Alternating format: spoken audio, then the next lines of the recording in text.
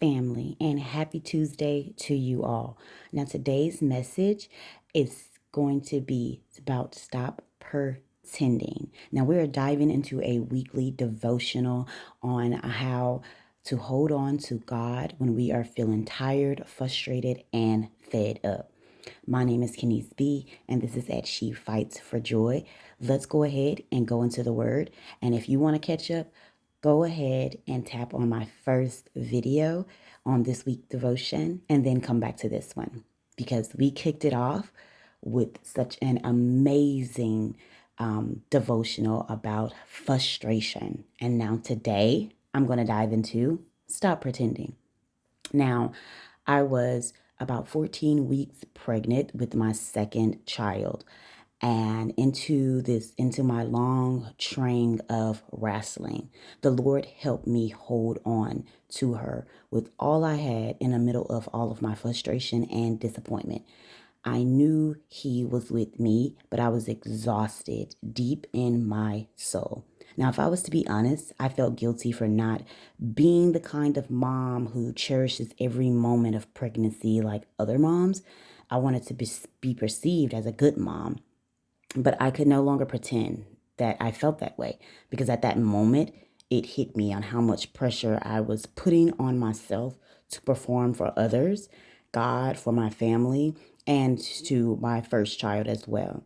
And so that I could be okay with myself. However, I was still frustrated in this moment.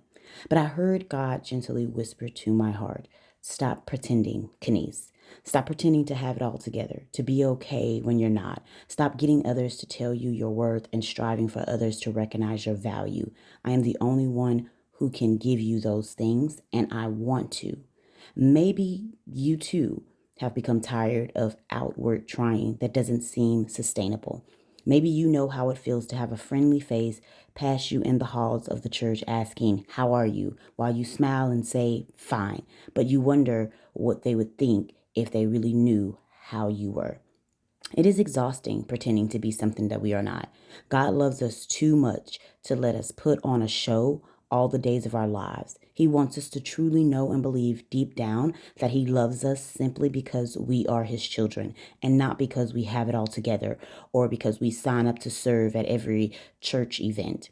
Maybe we are so tired because we have been trying for so long to do it all on our own strength when that was never God's intent. In the book of Matthew 11:28-29, Jesus says, come to me, all who are weary and burdened, and I will give you rest. Take my yoke upon you and with me, for I am gentle and humble in heart, and you will find rest for your souls. What we really need when we are tired of trying is to run to Jesus. He doesn't want us to perform for Him. He wants our hearts to learn from Him. And the gentle way He leads and guides us is to what we need most, rest for our souls. Let me ask you all a question. Are there any areas of your life where you feel you have to perform in order to earn acceptance from God or others? Think about it. Now let's go into prayer. Lord, sometimes it's hard to believe you could love me when I am tired of trying. Help me to receive the love and grace you have for me today in the same way I received it when I first came to you. Knowing you, I need you just as much as I did back then. I need you more right now. I hope this has been edifying to your hearts, minds, and souls. Have a blessed day, family. And remember, I love you all. Stop pretending.